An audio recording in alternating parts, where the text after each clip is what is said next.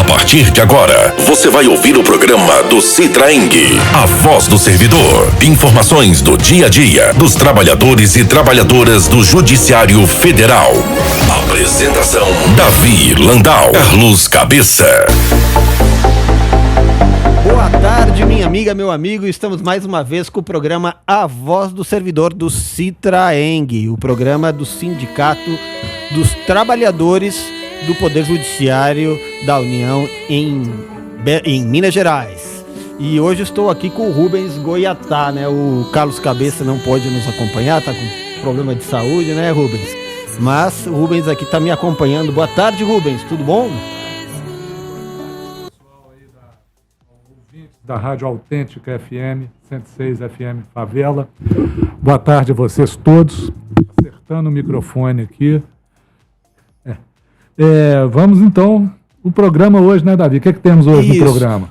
Hoje, primeiro vamos fazer um comentário aí sobre o que está acontecendo aí em São Paulo, aí, esse problema aí que é consequência da privatização.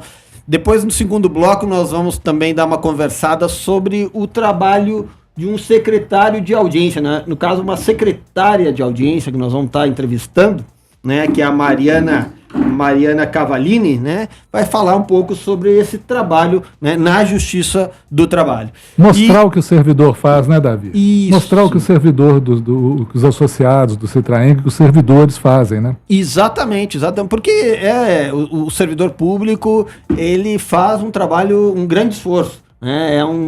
A gente conseguir que o serviço público ande com todas as suas deficiências, às vezes, né, que não dependem do servidor, né, realmente requer, né, um esforço, um sacrifício. E muitas vezes a sociedade não conhece, né, o trabalho. Né?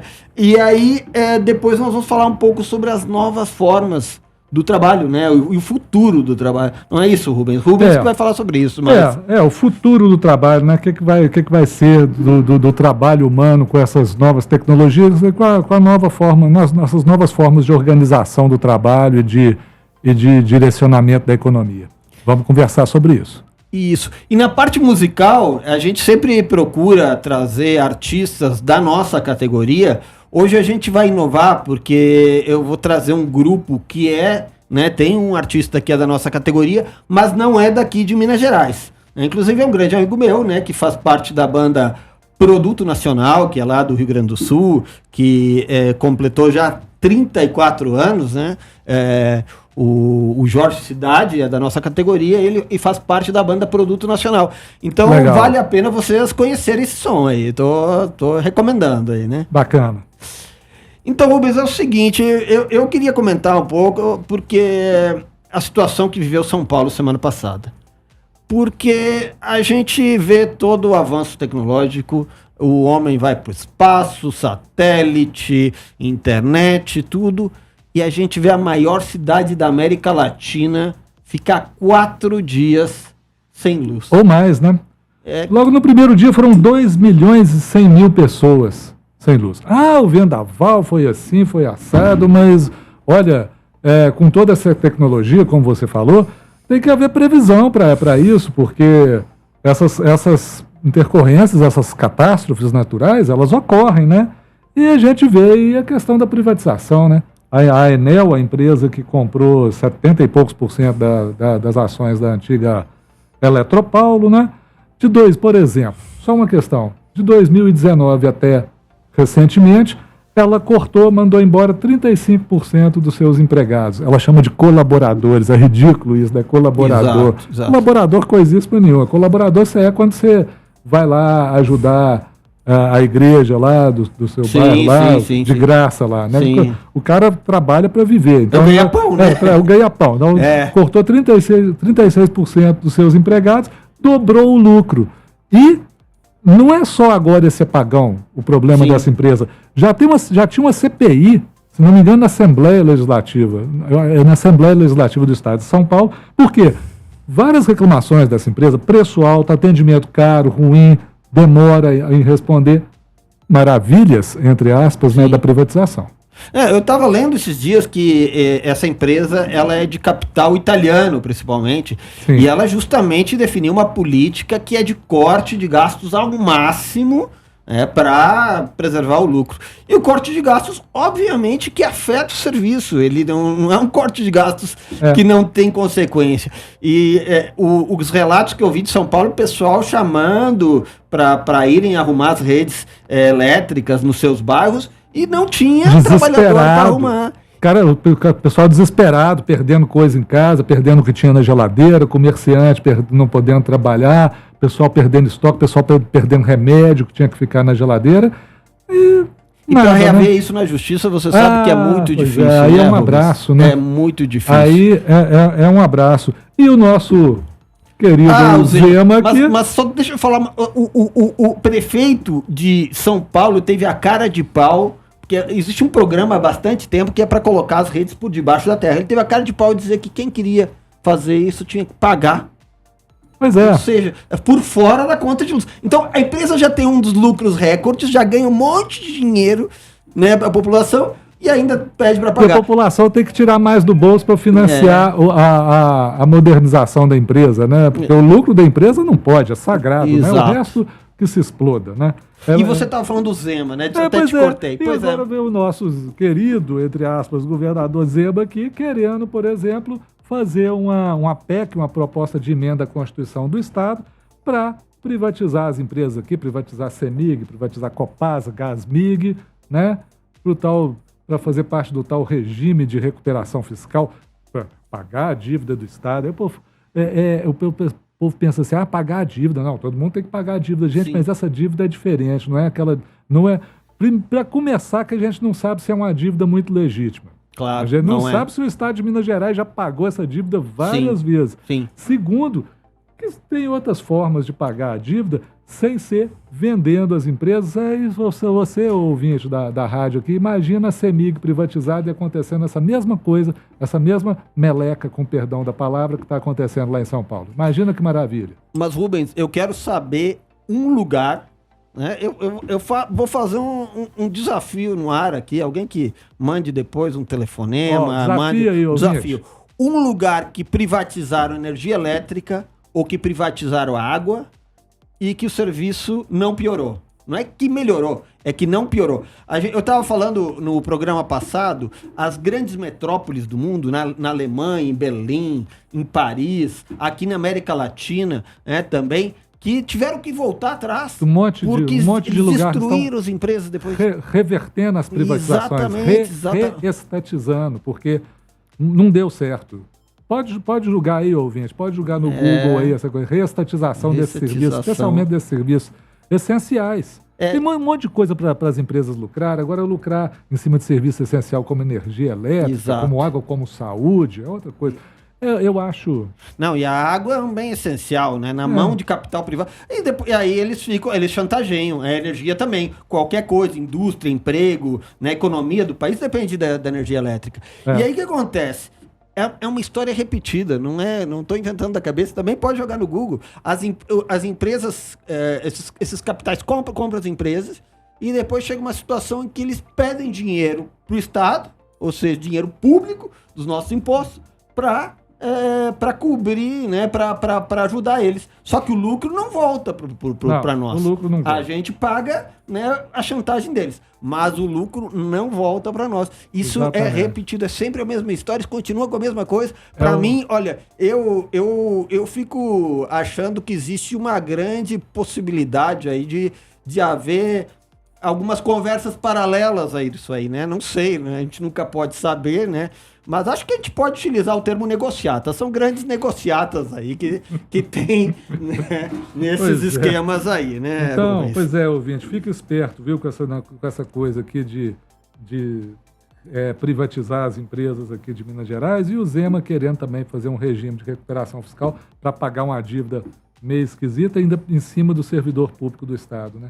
Esse negócio da dívida, sabe que ano passado no programa a gente entrevistou a Maria Lúcia Fatorelli, que falou sobre esse negócio, que essa dívida não é bem assim, na verdade não fomos nós que fizemos. Mas nós vamos trazer ela de novo. A gente fala nós vamos trazer ela de novo e nós vamos... E olha só, e nesse negócio de privatização, apagão e a gente que paga o pato, nós somos os... Vou fazer até o gancho, nós somos os oprimidos, né? E eu tenho aqui, para começar a nossa parte musical do programa, o som aqui da Produto Nacional, que é Oprimidos e que é Opressores e Oprimidos, né, da Produto Nacional, que tem a participação do Jorge Cidade, que é da nossa categoria, lá do Rio Grande do Sul. Então toca aí, Misael, Oprimidos e Opressores. Agora você está ouvindo o programa do Citra Eng. Apresentação...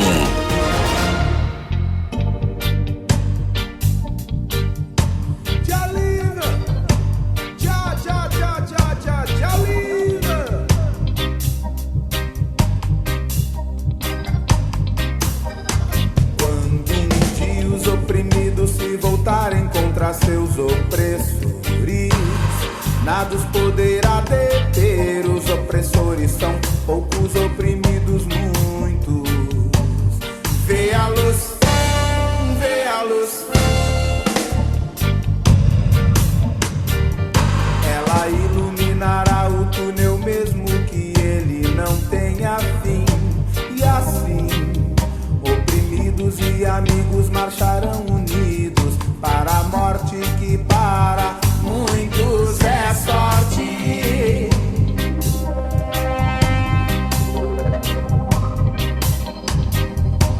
Lançada num campo de batalha pra florescer liberdade, igualdade e mais futuro. América Latina, África, Índia, Ásia, Europa, Austrália, América do Norte.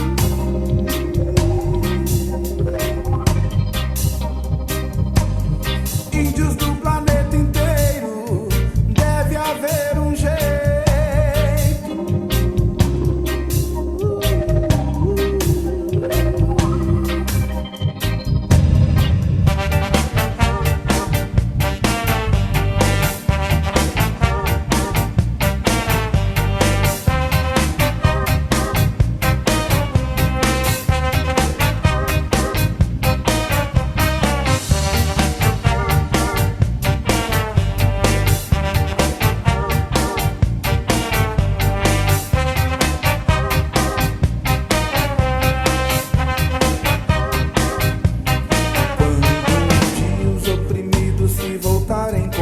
Seus opressores, nada os poderá deter. Os opressores são poucos, oprimidos muitos.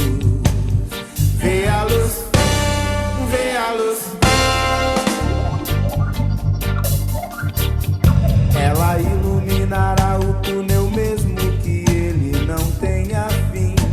E assim, oprimidos e amigos marcharão unidos para a morte que para muitos é sorte.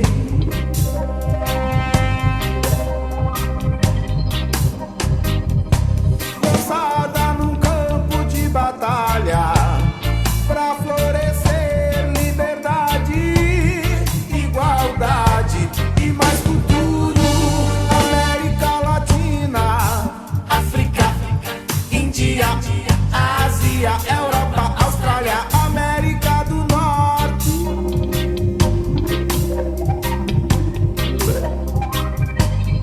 Índios do planeta inteiro, deve haver um jeito.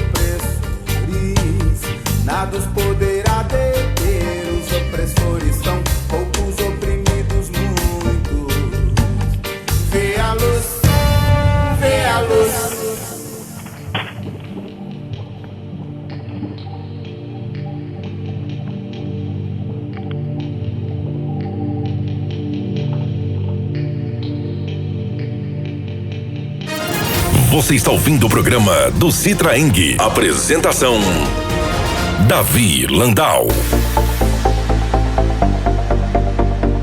Então, é isso aí, os oprimidos e opressores. Vocês ouviram a letra que diz assim: quando um dia os oprimidos se voltarem contra os seus opressores, nada os poderá deter, porque os opressores são poucos e os oprimidos são muitos. É isso aí mesmo. E aí, como eu falei há pouco, né, nós vamos falar agora sobre uma das atribuições que nós temos na Justiça do Trabalho, que é a atribuição de secretário de audiência. Né? Quero também mandar um abraço para o Cabeça, que é nosso locutor, nosso produtor do programa aqui também, que hoje está em casa, está doente, não pôde participar. Eu estou aqui com o Rubens Goiatá, com o Zé Guilherme também, e o Misael aqui na operação da mesa, né? E aí, para a gente falar um pouco sobre a atribuição de secretário de audiência, eu convidei a nossa colega, também da categoria, a Mariana Cavalini Horta. Ela trabalhou 10 anos nessa atribuição de secretário de audiência, né? E, bom, é um trabalho que organiza, pauta, registra por escrito, são as audiências, que é o momento em que os empregados ou ex-empregados, representantes das empresas e testemunhas que participam dos processos, contam as suas versões, né, as suas versões sobre os fatos que são levados ao julgamento. Na verdade, o julgamento tem uma história, né? Tem uma história aqui que é contada e cada um tem a sua versão, né? Então, boa tarde, Mariana. Tudo bom? Boa tarde. Alô? Alô, boa tarde. Oi, Mariana, tudo bom? Grande prazer te receber aqui com a nossa Obrigada, audiência. Muito obrigado, eu que agradeço, e é importante a gente mostrar aí para a audiência da Rádio Favela o trabalho do servidor público, né, do servidor do Judiciário Federal, né, no caso aqui Justiça do Trabalho, né. Mariana, eu tenho uma curiosidade, você, né, ao contrário de outros servidores que trabalham com processo, né, e que tratam com os casos por meio do processo escrito, né, ou seja, conhece a situação por aquilo que é escrito por advogados, você, como secretária de audiência, você tem contato direto com as pessoas envolvidas, né? Então, você ouve, né, as versões, como eu falei, e você tem esse contato direto. Como é essa experiência de ter esse contato direto? Nossa, é realmente muito enriquecedor. Porque, assim, é muito dinâmico, né? É vivo o trabalho. E, então, assim, é como eu falo, a gente vive o direito profundamente, né? Porque, por exemplo, assim, medidas que podem ser tomadas, há medidas que só na sala de audiência acontece. Uhum. Porque as partes estão ali, né, no tete a tete. Então, assim, acordos que jamais sairiam no papel, eles são realizados ali mesmo, né? Sim. E naquele calor do momento, né? Sim. E isso é muito bom, né, para a paz social, né, para cada um, né, dos participantes, e é muito gratificante acompanhar tudo isso, né. Eu penso que é, assim, viver o que está acontecendo no mundo, sabe, na minha cidade, me enriquece, assim, socialmente e psicologicamente. Ah, legal, esse contato direto com a realidade. E é uma coisa interessante que você falou também, que o secretário de audiência ele tem o papel de fazer acordos muitas vezes, né? Então, às vezes é uma solução que ali as diferentes partes, né? O ex-patrão, o empregado, consegue chegar a uma solução que acaba sendo acordada pelos dois. Né? Até porque a nossa missão do nosso tribunal é conciliar. Sim. Então, é promover a paz social mesmo, né? Uhum. E o acordo, ele permite isso, a paz social e a conciliação, né? Sim, sim. Agora, você lida, na verdade, às vezes, o processo, ele parte de um conflito, né? O desafio é transformar ele num acordo. E nesse conflito, eu imagino você lida com pessoas com as mais diferentes posturas, personalidades. Como é que é isso, né? Tem diferentes personalidades, né? Dentro, assim, os depoentes, assim, a gente vê aqueles que estão comprometidos com a verdade, né? E outros que não. Então, assim, que a gente pega eles na mentira mesmo que eles contam, sabe? E isso tanto na questão tanto das partes como nas testemunhas, né? Tem também os mais calmos, tem os nem tanto, né? Mas para as partes, assim, o ideal é o espírito conciliatório, né? Independente da circunstância, né, e do temperamento da pessoa. E aí tem uns que são mais agressivos, outros às vezes imagino que se intimidam um pouco, né? É. E aí você consegue perceber quando a pessoa tá mentindo, quando não tá mentindo? Como é que é isso? Sim, a gente percebe a falta de sinceridade. Muitas vezes a pessoa se contradiz, né? Ou então, assim, ela acaba caindo em contradição, ou então ela defende demais a pessoa que convidou para depor, sabe? E aí eles contam umas histórias, assim, totalmente reais, Sim. que é muito fácil, né? E assim, a sinceridade, ela tá na imparcialidade, né? Claro. Então, mas assim, tem horas que na hora ali é um pouquinho difícil, mas depois a verdade acaba vindo à tona. Legal, Mariana. Mariana, eu tô aqui com o Rubens Goiatá. Oi, tá, Mariana. E ele tá querendo também fazer uma pergunta para você jóia? aqui. Tudo bem, Mariana? Pois eu queria te perguntar uma coisa. Desculpa, tá baixo, tem como aumentar o volume? Oi, tá me ouvindo? Não. Mariana, o Rubens Goiatá é servidor também da Justiça do Trabalho, ele é da Escola Judicial, né? Oi, tá me ouvindo, Mariana? Muito pouco. Então... Fala aqui no meu microfone aqui. Ô, Mariana, eu queria te perguntar uma coisa. Na pandemia, como é que ficou a questão das gente, eu audiências? Não tá ouvindo? Oi, alô? Tá escutando aqui, Mariana? Mariana? Alô? Porque já tá baixinho, Alô? mas... Tentar falar mais alto aqui. Misael, tá meio baixinho aqui, ela não tá escutando direito. Alô? Oi. Melhorou? Tá bem baixinho, mas eu tô ouvindo lá no fundo. Tá, Pode falar. vamos lá. Ô, Mariana, tá me ouvindo?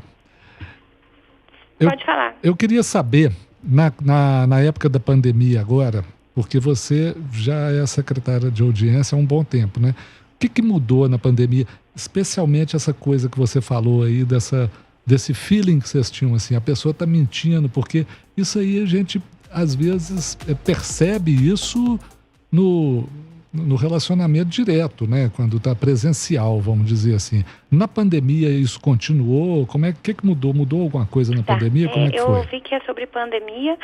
A pessoa que estava me entrevistando pode repetir a pergunta? É o seguinte, Mariana, a pergunta dele é o seguinte, porque essa percepção que se tem da pessoa que está falando a verdade é na relação direta. E quando na pandemia não tinha essa relação direta, né? E, inclusive, mesmo depois da pandemia, continuam as audiências virtuais, né? Hoje em dia a gente tem tanto as virtuais ainda, né? E também as semipresenciais, que algumas partes estão na sala de audiência, outras em casa, e também tem as presenciais. Então, assim, hoje em dia tem todo tipo. Mas a questão de ver quem está mentindo, independente da plataforma, se é no virtual ou mesmo no presencial, a questão de saber quem está falando a verdade, a gente vê na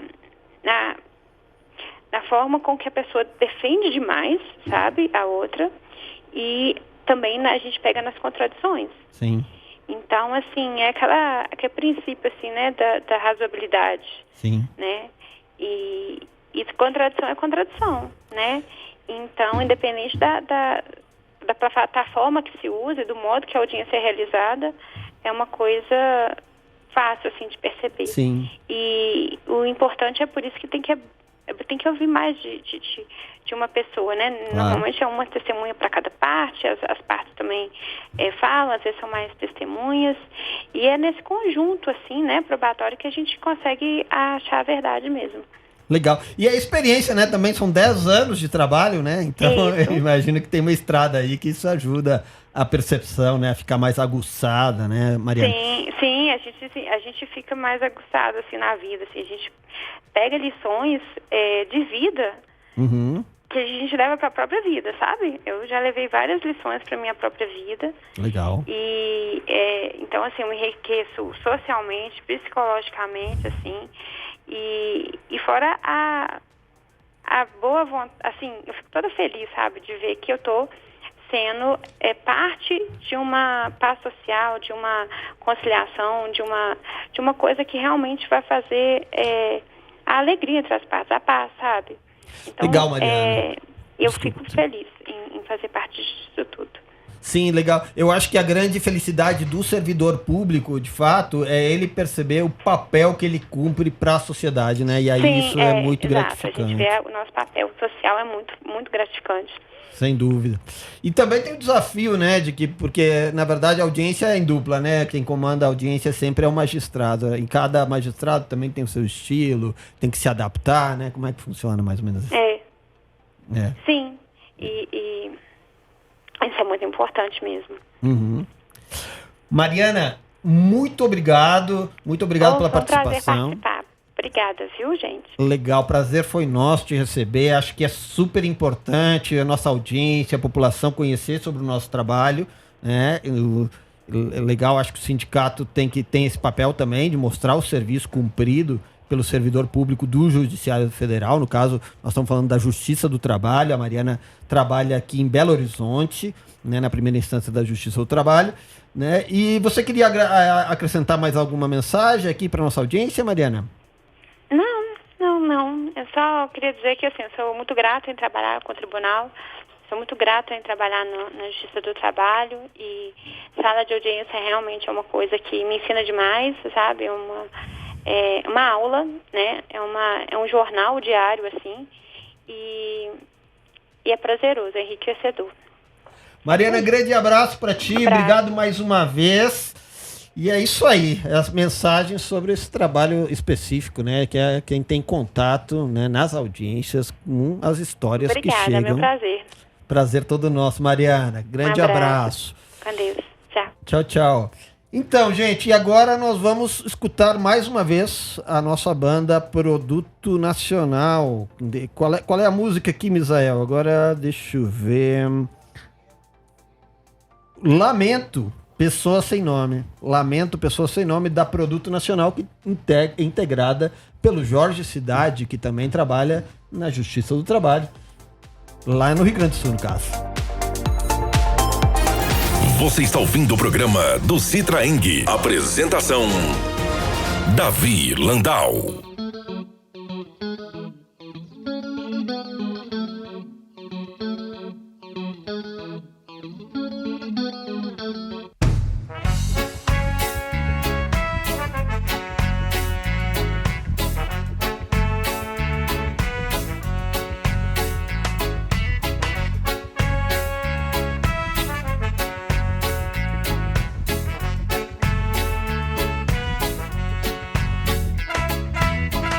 Pessoas sem nome, atiradas nas calçadas, crianças com fome, o que é isso? Temos que nos conscientizar que isso não pode continuar.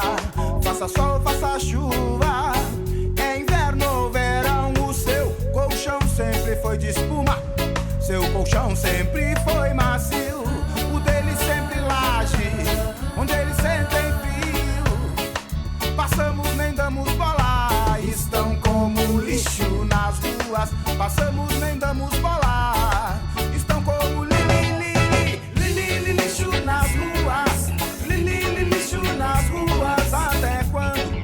Oh, oh. Até quando? Oh, oh. Até quando? Oh, oh. Até quando? Oh, oh, oh. Adiós.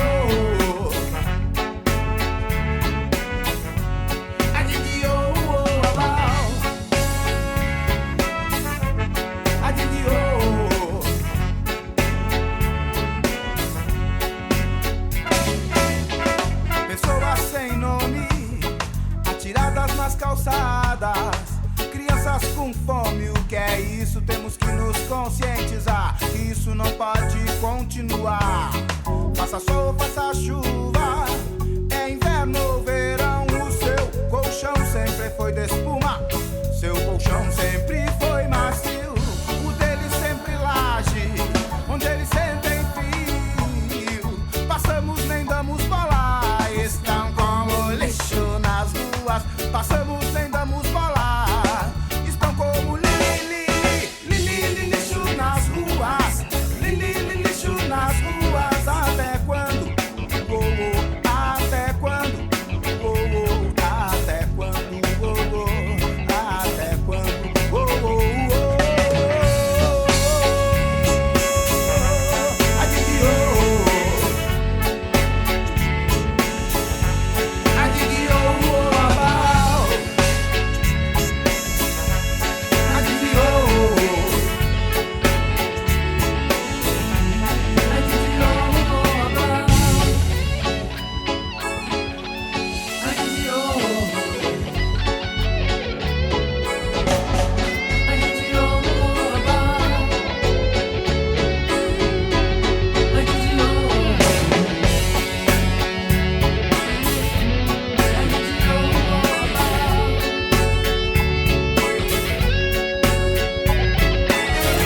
Você está ouvindo o programa do Citraeng. Apresentação: Davi Landau. Estamos de volta aqui com a Voz do Servidor, é o programa do Citraeng, Sindicato dos Trabalhadores do Poder Judiciário Federal. E agora nós vamos conversar um pouco sobre a situação atual e o futuro do trabalho, porque o trabalho na sociedade, em cada época, ele se apresenta de uma forma, né? Nós tivemos a época do trabalho escravo, nós tivemos depois... Teve a Revolução Industrial também, que era trabalho sem nenhum direito, né? Criança trabalhando 18 horas, né? Aquele negócio do Fordismo e tal. E aí tivemos as conquistas, né? Nós já falamos aqui sobre as conquistas da década de 30, né? A CLT, a época do Vargas e tal. E nós, né, agora o trabalho está se apresentando de outra forma, né? Inclusive até tem toda essa questão da uberização, que não é só Uber, né? Sim. E que tem até rola toda uma discussão na Justiça do Trabalho sobre essa questão de regulamentação ou não. Teve vários países que, né, consideram o motorista de Uber um trabalhador com os mesmos direitos dos outros, né? A Inglaterra, se eu não me engano, e tal. E tem a tecnologia, agora a tecnologia está mudando tudo, né? Inclusive é Uber mesmo, né? Então, como é que é isso? O que você pode nos contar sobre o que está acontecendo e o que vai acontecer? Bom, o que vai acontecer é só tendo bola de cristal, né? Mas o que está acontecendo, e aí a gente consegue prever um pouco o que pode acontecer, mas obviamente não com 100% de certeza. A questão é que tem uma ansiedade muito grande agora sobre como vai estar o trabalho daqui a uns anos, com esse desenvolvimento tecnológico todo que a gente está tendo, né? Então, a novidade, a grande novidade dessa tecnologia é a internet, as plataformas, a inteligência artificial, que a gente falou no programa passado. Enfim, é o que se chama hoje de capitalismo digital ou economia digital. Ok, isso vai mudar? Vai, já está mudando. Sim. E vai mudar cada vez mais. Né? A questão é que uma coisa básica que a gente tem que saber, Davi e ouvintes, é o seguinte: apesar do impacto e da importância crescente desse novo tipo de economia, dessas novas formas de organização do trabalho, de prestação de trabalho, de tarefas, essa economia digital não significa uma ruptura total com a economia anterior, com a economia tradicional. Isso não acontece. Acaba tudo que tinha até agora, não acaba. Que tinha. O importante é a gente saber a relação, como é que esse novo vai se relacionando com o velho. Na verdade, a vida é assim, cara. A história é assim, né? Como é que o novo vai relacionando com o velho? Mas tem um desafio na parte da legislação, né? Sim, é um desafio na parte da regulação. É necessário regulação. Vamos falar disso daqui a pouco, mas é necessário regulação. Regulação dessas tecnologias, regulação da inteligência artificial, que a gente comentou sobre ela no programa passado, e você falou regulação do Uber. A Uber é um tipo de trabalho plataformizado, que envolve mais coisas. Eu pretendo falar um pouquinho aqui sobre isso. Sim. Mas é uma coisa bem significativa, né? O uberista, o motorista de Uber, né?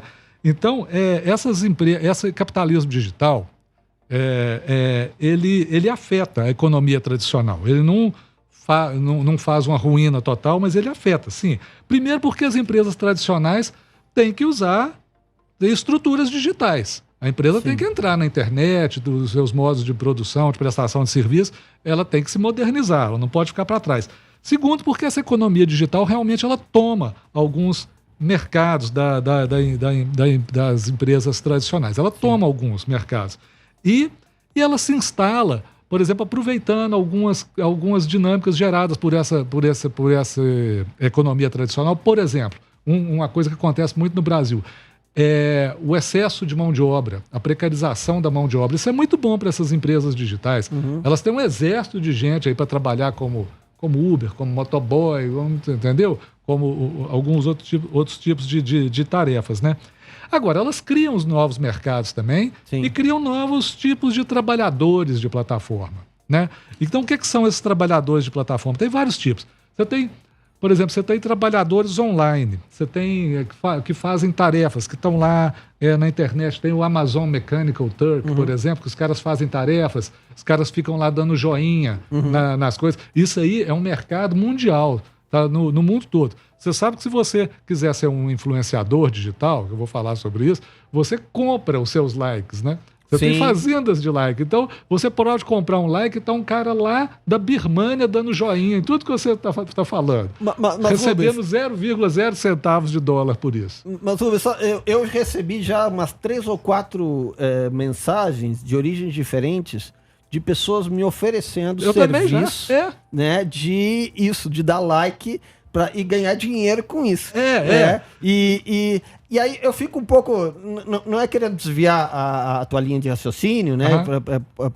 Você retoma isso também, mas só isso tudo é bom, é ruim, não dá pra dizer nem que pode ser bom, pode ser ruim. Como é que é isso? Cara, isso dá tarefas e dá algum dinheiro para as pessoas. Nesse sentido é bom, mas assim, é uma coisa geralmente muito precária. Não estou me referindo a a essa questão dos likes, eu estou me referindo dessa nova realidade. A nova realidade é isso, mas isso vale para a nova realidade, sim. Entendeu? É complexo, mas assim, tá, legal.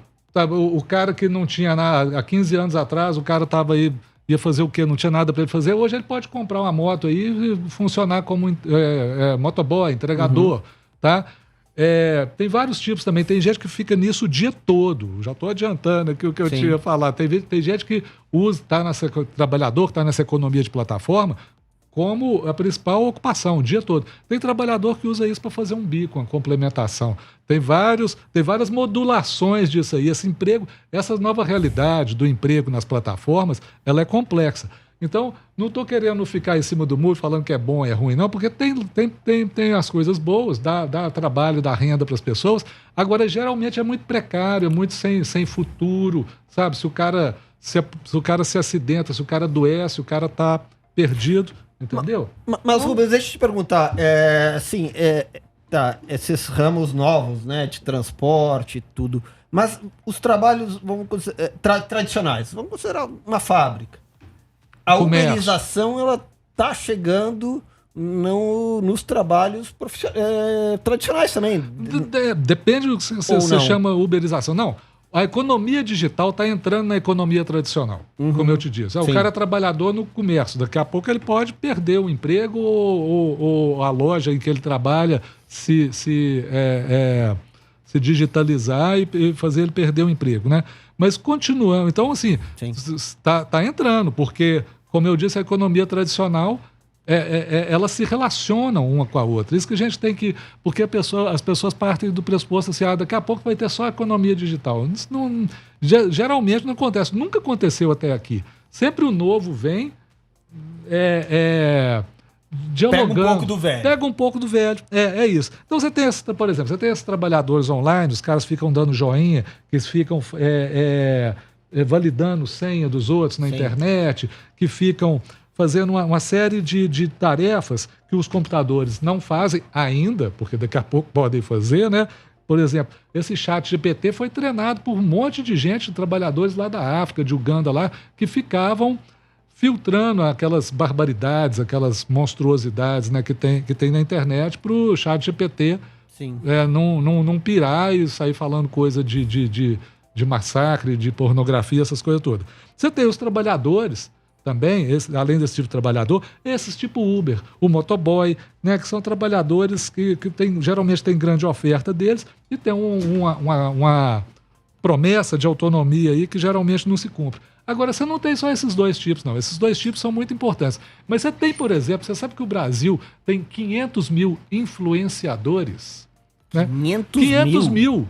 500 mil. E tem gente para assistir todo mundo.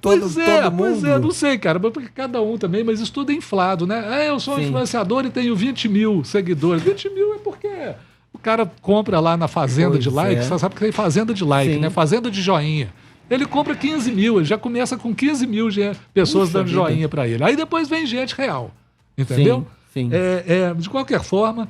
Tem o mesmo número de médicos, tem 500 mil médicos no Brasil, tem 380 mil dentistas. Olha só. Tem mais influenciador no Brasil que dentista. São os caras que estão lá na internet investindo geralmente tempo e dinheiro por conta própria, tentando capturar a atenção, brigando por um lugar ao sol, tentando capturar a atenção das pessoas nessa economia da atenção. É aquele cara antigamente que falava assim, o cara quer aparecer e bota uma melancia na cabeça.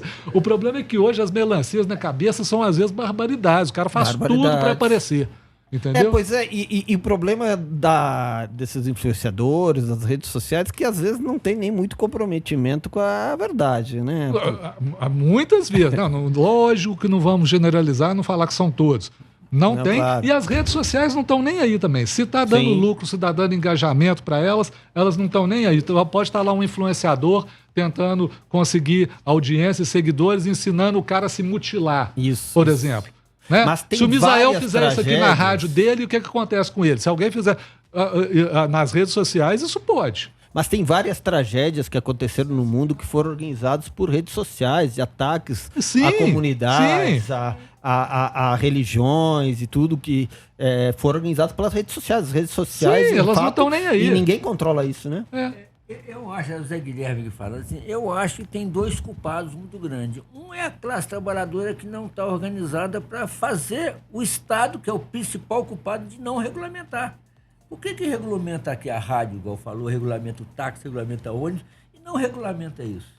Então é o Estado que vai ter que dar o limite, vai dar os limites. Não tem. Agora, o limite de uma figura imensa, gigante, contra um pintinho.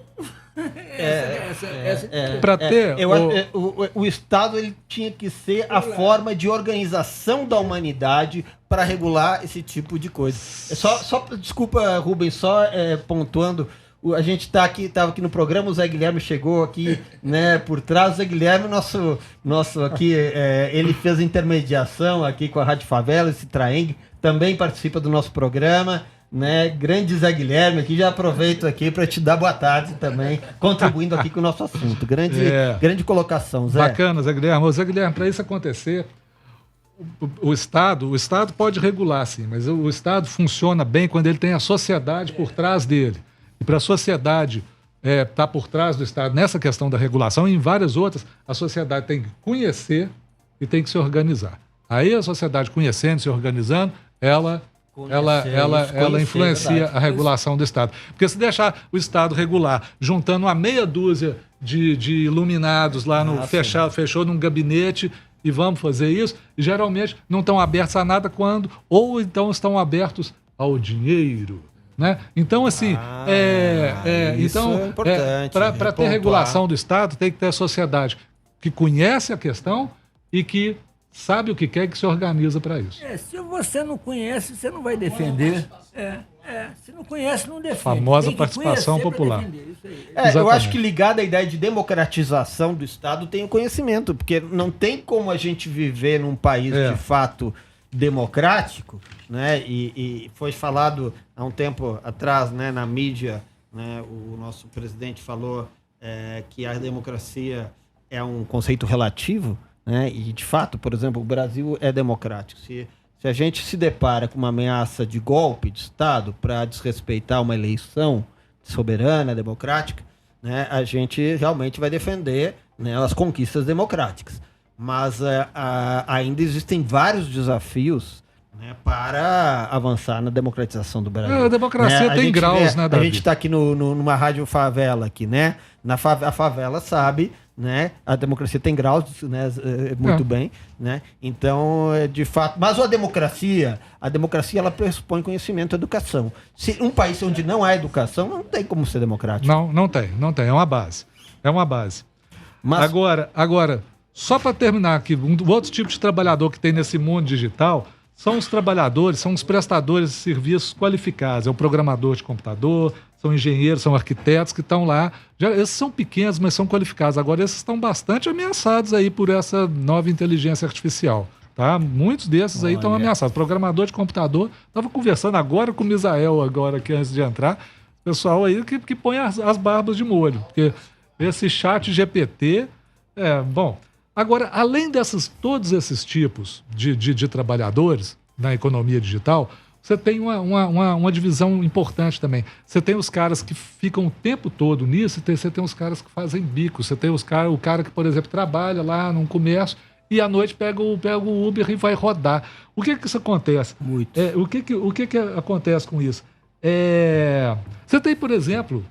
Outro dia eu vi, você tem influenciadores que são funcionários. Aliás, saiu outro dia uma reportagem, juízes influenciadores, inclusive que largaram a magistratura para ser influenciadores. E estão ganhando mais. Estão ganhando mais, claro. Agora, sabe o que é nesse caso aí? São poucos. São poucos. Claro.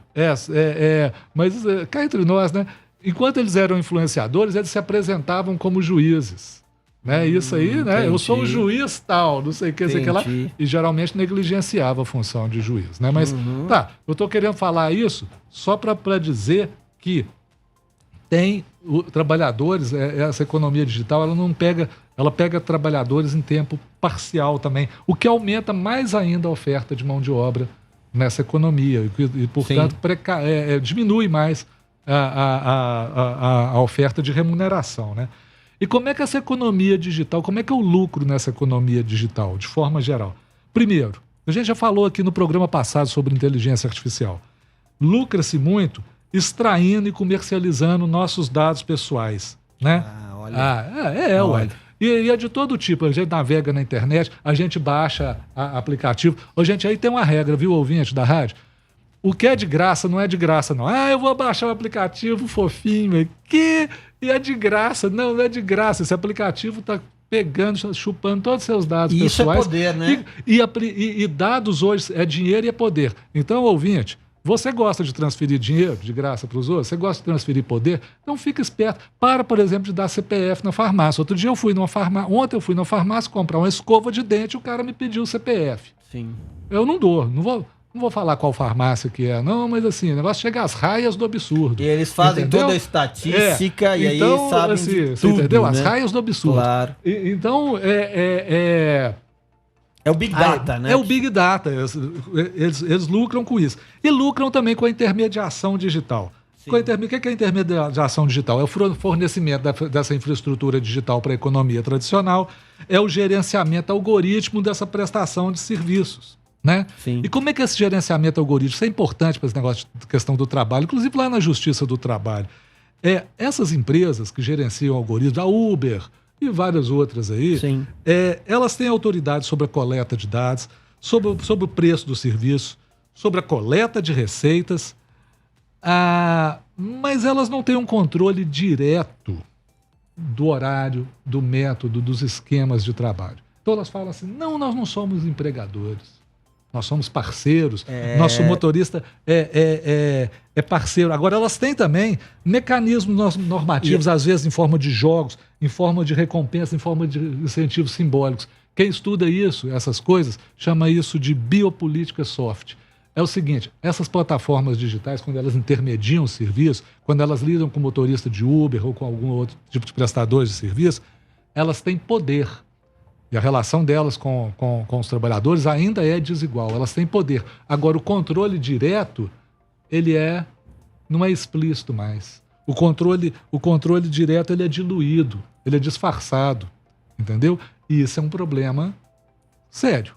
Pois é, aí vendem essa ideia assim, o cara é motorista de Uber, é microempresário, é microempreendedor, né? E aí não tem direito nenhum, pode até ter essas compensações, esses agrados que eles fazem, tudo, mas o sujeito depois fica doente, né, ou fica idoso. Como é que vai ser essa situação no futuro? Porque imagina o seguinte, a quantidade de gente que nunca vai conseguir se aposentar, é verdade, nós já temos isso hoje, muita gente que contribui. Que não contribui, que trabalha na informalidade, mas isso tende a aumentar bastante, né? Então, e o sujeito fica sem direito a férias, sem direito a nada, né? Então, é uma relação de patrão e empregado, porque essas empresas levam grande parte do dinheiro que o trabalhador tem na corrida. Sim, é uma relação basicamente desigual. A questão é essa, uma relação desigual. E, por exemplo, essa questão de aposentadoria, de futuro, a regulação vinda do Estado, por influência da sociedade, tem que tratar disso aí. O Zé Guilherme está aqui, quer falar. Uber. O Zé Guilherme é Uber. Vem cá, Zé Guilherme. Eu acho assim, primeira coisa é isso, né? Assim, tem que mudar e a regulamentação vai ser esse escudo do trabalhador, da trabalhadora, por causa de quê? É um gigante, não é um homem grande igual o Golias, é um gigante contra uma formiguinha. Então, qualquer forma, aquele controle social que a nota que o passageiro dá para o motorista, aquilo ali é uma eliminação. Então, ela usa aquilo, ela te elimina, te corta, e você não tem onde questionar. Isso que é o difícil, porque não tem regulação. Agora, eu acho que essa questão da aposentadoria é tranquilo, porque quem é MEI, exige ser MEI, conta com aposentadoria. Eu não sei como é que vai ficar a previdência com essa quantidade de informalidade que está no MEI. Então, eu aposentei essa semana, mas assim, uns 5 anos foi de MEI, pagando R$50 por mês. Como MEI, né? Sim. Pois é, não é todo tem mundo que que paga, procurar. né? Mas... Não é obrigatório. Quem é hoje, toda a informalidade está indo para o MEI. Todo mundo vai aposentar, paga 50 conto por mês. Então, assim, a Previdência que vai bancar, vai falir. A questão é como a Previdência vai bancar. A questão é essa. E a questão aí, a Previdência Pública tem que procurar outras fontes além. Por exemplo, a taxação dessas grandes empresas. Poderia ser uma fonte, não é, Zé Guilherme? Eu acho que você colocou isso no outro programa, a taxação das empresas para bancar o público, né? A prestação pública, né? Não, esse negócio aí é um absurdo, se né? for contar, eles vão aposentar, exatamente isso que o Zé Guilherme falou. Eles vão aposentar? Vão. Mas e o dinheiro para pagar? Para pagá-los? Ainda mais que o Brasil, no caso do Brasil, o Brasil é um país que hoje é um país de adultos e daqui a 30, 40 anos vai ser um país de velhos. O que os demógrafos aí falam isso, a transição demográfica. Entendeu? Então, a galera que vai aposentar daqui a 20 anos... comece desde já a pedir ao poder público para pensar nessa questão da Previdência, do financiamento da Previdência. Tem que alargar esse modelo, essas fontes de financiamento da Previdência. Rubens, é importante a gente ter clareza o seguinte, quando chegam lá, né, o governo, os grandes empresários dizem, não tem dinheiro. Esse sujeito que diz que não tem dinheiro, ele às vezes tem mais de R$1 trilhão no que chama de offshore. Né? Isso está sendo tributado, isso que agora o governo está passando essa lei para tributar. O ex-ministro da Economia, que é a autoridade que exige de todos nós que paguemos imposto, a fortuna que ele tinha, e é da casa de bilhões ou trilhões, não pagava imposto. Porque estava em offshore. Isso era legal. Não era nada legal. Para mim, eu chamo isso de roubo. Né? Não, mesmo estando dentro da legalidade, é roubo porque está roubando dinheiro nosso. Sim, da população, né? Do trabalhador e tal. Mas, enfim, são os absurdos que a gente tem que ir corrigindo e que a gente tem que ir pressionando o governo também, né, para corrigir, né? Porque independente de a gente concordar, gostar, ter votado, não ter votado, sempre os avanços dependem da pressão da sociedade, da pressão social. Sempre. Não né? basta só votar e colocar quem a gente quer lá. Isso é o início. Dali, depois tem que fazer mais. Porque a turma de cima também pressiona, né? A turma de cima pode fazer isso porque eles mandam, né? Mas nós não, é só... nós temos que nos organizar, né? Pois e falar nisso que nós temos que organizar, o que nós temos que fazer, por exemplo, o que os trabalhadores têm que fazer em relação a isso? Eles têm que conhecer esse novo capitalismo digital, eles têm que saber, porque é difícil, porque às vezes fica um pessimismo muito grande em relação a isso. Como é que vai ser daqui para frente, por exemplo, com os trabalhadores nessa situação de dispersão. É uma dispersão espacial. Essa questão que eu falei, porque às vezes o cara ele está disperso, ele presta serviço, você pega um serviço lá de outro país. Então, a dispersão espacial e a dispersão de que muitas vezes o trabalhador não se vê como trabalhador. Sim. Sabe? Então... agora, eu vou só lembrar uma coisa. Quando, no início do século XX, começou um tipo de que eles chamam de capitalismo industrial, a gente pode falar isso depois. Eu vou fazer um podcast lá para o Citraeng, atenção, ótimo, vou fazer uma propaganda aqui, vai entrar semana que vem um podcast. Fica curto o tempo, né? E aí você desenvolve todo um raciocínio, a gente vai perguntando também. Não, mas é isso mesmo, cara. Né? Rádio é isso mesmo. E aí a gente acaba... Rádio é conversa. Nós vamos ter que... Eu acho que o podcast vai estar www.citraeng.org.br. Eu acho que a gente pode voltar a tratar desse tema aqui, porque é um tema muito rico. Sim, mas o que eu queria só falar antes disso há 100 anos atrás, quando entrou o capitalismo industrial, linha de produção, a linha de montagem, todo mundo falava assim, os trabalhadores vão ser massacrados. É o Tempos Modernos do Charles Chaplin, todo mundo falava assim, o trabalhador vai ser massacrado. O personagem do Charles Chaplin lá, completamente biruta, de tanto apertar o botão lá da esteira da máquina, os trabalhadores vão todos ficar assim. Realmente teve um impacto muito grande, mas os trabalhadores acharam meios de lutar contra isso. Eu acho que os trabalhadores vão achar meios de lutar. Contra esse tipo de capitalismo digital. Porque a produtividade aumentou, o lucro aumentou, e aí nós temos que lutar por pegar esse bolo para nós. Pegar esse bolo, por exemplo, redução de jornada de trabalho, que não é coisa de vagabundo. Outra questão, caiu no Enem agora. Caiu no Enem. A questão caiu no Enem. Trabalho doméstico, invisível. Né? Isso a gente tem que mudar a nossa cabeça. Redução de jornada de trabalho, desculpa, não é somente para beneficiar aquela pessoa que quer, é para beneficiar todo mundo. É para ter mais trabalho, mais trabalho para todo mundo. E, por exemplo, a gente acostumava, minha mãe nunca trabalhou, minha mãe era dona de casa. Não, isso é trabalho, viu? Rubens, vamos ter que encerrar aqui porque já estamos estourados no horário. Eu quero agradecer toda a audiência, você que acompanhou o nosso programa. Nós estamos aqui de novo na próxima quinta-feira, 17 horas. Semana que vem nós vamos falar sobre o problema racial no Brasil, né? Porque dia 20 de novembro é o Dia da Consciência Negra. E quero dar um abraço para todos vocês. Esse foi o programa do Citraeng, a voz do servidor. Próxima quinta-feira, às 17 horas, estamos de volta aí. Obrigado, Davi. Obrigado, ouvintes. Um abraço para todo mundo. Obrigado, Rubens. Obrigado, Zé, que dá seu último recado aqui. Finalizar aqui o programa com o início do show do Roger Walter ontem. Se você ama o Pink Floyd e não gosta de política, vaza pro bar. Então, a classe trabalhadora, se você não gosta, vaza. Se a gente não debate essas coisas, a gente tá ferrado, né, amigo? Grande abraço a todas e todos. Até a próxima quinta-feira.